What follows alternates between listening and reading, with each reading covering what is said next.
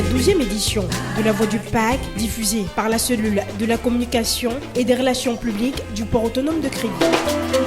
À la une de ce numéro, le port autonome de Kribi à l'Africa CEO Forum, une stratégie de développement par les partenariats publics et privés.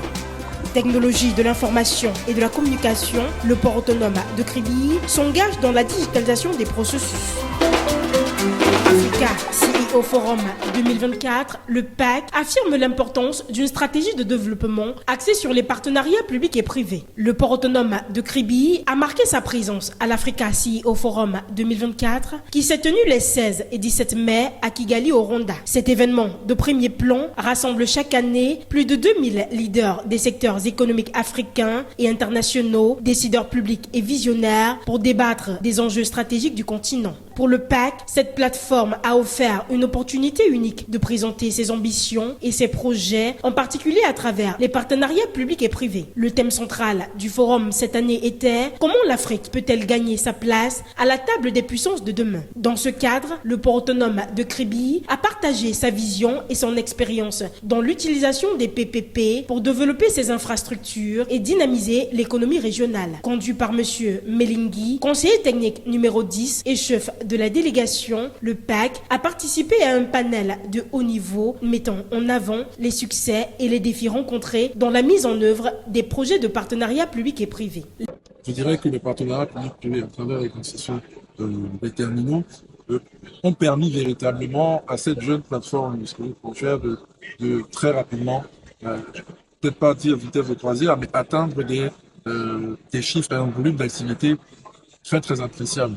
Les recours au PPP permettra au PAC de mobiliser des financements significatifs et de bénéficier des expertises de partenariats internationaux de renom. Cette stratégie de collaboration est essentielle pour assurer la qualité et l'efficacité des projets entrepris. En développant ces partenariats, le PAC se positionne pour maximiser l'impact économique et attirer des investissements nécessaires pour ces projets d'envergure. Parmi les projets phares présentés, la zone industrielle intégrée de Kribi a retenu l'attention. Avec un investissement PPP de 900 millions de dollars, cette zone industrielle s'étend sur 1500 hectares et vise à créer 50 000 emplois directs. Ce projet majeur, en cours de développement avec des partenaires de renom comme Arizi, Tangemed et AGL, est conçu pour transformer le paysage économique de la région en attirant des investissements étrangers et en stimulant le commerce extérieur du Cameroun. En parallèle, le PAC a également souligné l'importance du terminal minier dont la construction doit débuter en 2025. Ce terminal jouera un rôle essentiel dans l'exportation des ressources minières du pays, renforçant ainsi la position stratégique du port de Kribi dans la chaîne de valeur minière régionale. En attendant son achèvement, le port continue de mobiliser ses infrastructures pour accueillir les plus grands navires opérant en Afrique. La participation du PAC à l'Africa CEO Forum a été une occasion précieuse pour renforcer sa visibilité sur la scène internationale et nouer des partenariats